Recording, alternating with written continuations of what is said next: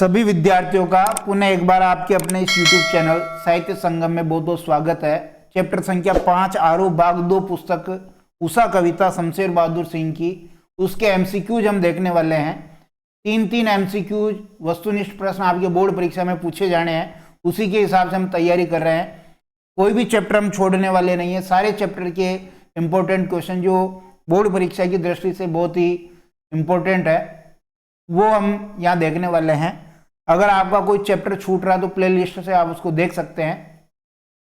पहला प्रश्न कह रहा है कि काली सिल, प्लेट और नीला जल उपमान किसके लिए प्रयुक्त हुए हैं? सूर्य के लिए, तारों के लिए, आकाश के लिए, ग्रामीण जनजीवन के लिए। तो ये बोर के आकाश के लिए ये सारे उपमान प्रयुक्त हुए हैं। ऑप्शन नंबर 6 सही है। उषा कविता में कवि ने वर्णन किया, किसका वर्णन किया? रात के नभ का, साय के नभ का, भोर के नभ का, दोपहर के नभ का। तो भोर के नभ का, भोर के आसमान का कवि ने यहां वर्णन किया उषा कविता में। 6 वाला ऑप्शन सही है। प्रात नभ था बहुत नीला, आगे क्या आएगा यहां? साय जैसे, रंग जैसे, साय जैसे, रंग जैसे, शंख जैसे, सागर जैसे। तो यहां शंख जैसा का है। 6 वाला ऑप्शन सही है। प्रात नभ था बहुत नीला, शंख जैसे। उषा कविता कौन सी है? प्रगतिवादी है, प्रयोगवादी, छायावादी, रीतिकालीन। तो ये जो उषा कविता है ये प्रयोगवादी कविता है। ब वाला ऑप्शन बिल्कुल सही हो जाएगा। उषा कविता के कवि का क्या नाम है? उसी के पाठ को हम पढ़ रहे हैं। ऊपर भी लिख रखा है शमशेर बहादुर सिंह, मुक्तिबोध पंथ, रघुवीर सहाय। तो उसके कवि का नाम शमशेर बहादुर सिंह है। हिंदी और उर्दू के दोआब कहे जाते हैं। छठा प्रश्न देखिए, उषा कविता में कवि ने किसका वर्णन किया? सूर्योदय के ठीक पहले के पल पल परिवर्तित प्रकृति का, या सूर्यास्त के ठीक पहले के पल पल परिवर्तित प्रकृति का, दोपहर के ठीक पहले की पल पल परिवर्तित प्रकृति का, या उपयुक्त सभी। तो पहला वाला ऑप्शन अपना सही है, क्योंकि सूर्योदय के पहले जो भोर का नभ था और उसमें जो बदलाव हो रहा था उसका वर्णन किया। ए वाला ऑप्शन बिल्कुल सही।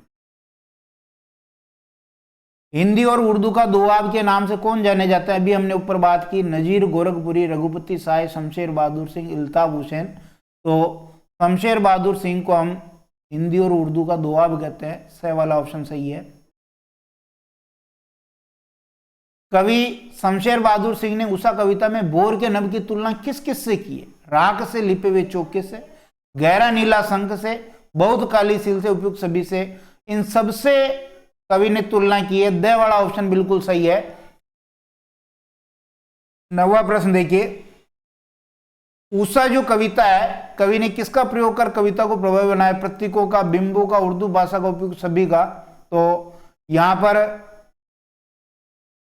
जो है बिंबों का शानदार प्रयोग किया है। ब वाला ऑप्शन बिल्कुल सही है। उषा कविता में उषा का जादू कब टूटता है? सूर्यास्त होने पर, रात होने पर, सूर्योदय होने पर, तारे उगने पर। तो सूर्योदय जब होता है तो उषा का जो जादू है वो टूट जाता है। 6 वाला ऑप्शन सही है। उषा कविता में कौन कौन से अलंकार प्रयुक्त हुए हैं? उपमा व मानवीकरण, उदाहरण, मानवीकरण, उदाहरण, दृष्टांत, उपयुक्त सभी। तो इस कविता में उपमा और मानवीकरण अलंकार प्रयुक्त हुए हैं। ए वाला ऑप्शन अपना सही है। उषा कविता में आकाश की तुलना कवि ने किन किन उपमानों से की है? केसर से धुली गहरी काली सील से, लाल घड़िया चौक मली हुई स्लेट से, राख से लिपे हुए चौके से, उपयुक्त सभी। सारे के सारे उपमान कवि ने यहां प्रयुक्त किए हैं। द वाला ऑप्शन सही है। उषा कविता में उपमान कहां से लिए गए? शहरी जनजीवन से, आदिवासी जनजीवन से, ग्रामीण जनजीवन से, पाश्चात्य जनजीवन से। ग्रामीण जनजीवन और वहां की संस्कृति से सारे के सारे उपमान लिए गए। 6 वाला ऑप्शन सही है।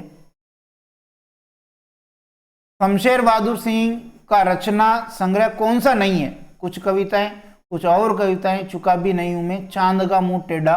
तो यहां पर ऑप्शन नंबर द जो काव्य संग्रह है ये शमशेर बहादुर सिंह का नहीं है, क्योंकि ये गजानन माधव मुक्तिबोध का है।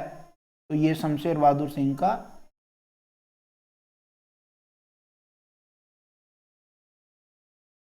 15वां प्रश्न देखिए, शमशेर बहादुर सिंह के बारे में असत्य यानी गलत कथन कौन सा है? ये विचारों के स्तर पर प्रगतिशील तथा शिल्प के स्तर पर प्रयोगधर्मी कवि हैं, बिल्कुल ठीक। ये एक बिंबधर्मी कवि के रूप में प्रसिद्ध, ये भी ठीक। अज्ञेय द्वारा संपादित दूसरे तार सप्तक के कवि रहे, ये भी ठीक।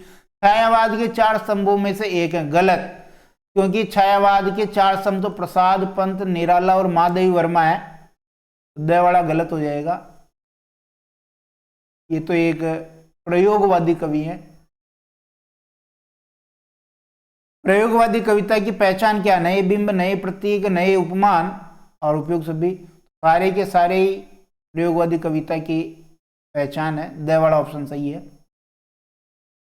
प्रयोगवाद का प्रारंभ माना जाता कब से? 1943, 1918, 1936, 1943 43 से प्रयोगवाद का प्रारंभ माना जाता है। ए वाला ऑप्शन सही है। कवि ने राख से लिपा हुआ गीला चौका किसे कहा? भोर के तारे को, भोर के नभ को, भोर की वायु को, भोर की किरण को, भोर के नभ को यानी आसमान को गीला चौका कहा। सूर्योदय से पहले किसके जादू की बात की गई है? उषा के, निशा के, सागर के, प्रकृति के। उषा के जादू की बात की गई है। ए वाला ऑप्शन सही है। बहुत नीला शंख जैसे, ये जो पूरी पंक्ति है इसमें अलंकार कौन सा है?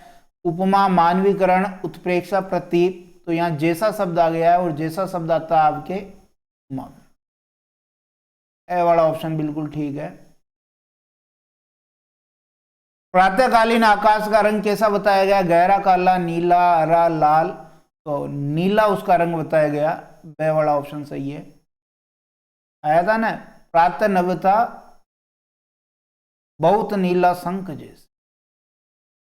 और नीले जल में झिलमिल करती गौर देह किसे कहा गया है? चांद को, कलश को, उदित होते सूर्य को, तारों को, उदित होते हुए सूर्य को जो है ऐसा कहा गया है। से वाला ऑप्शन बिल्कुल सही है। इसी तरह आप एमसीक्यूज की पूरी श्रृंखला देखिए और अपनी तैयारी को परखिए। धन्यवाद।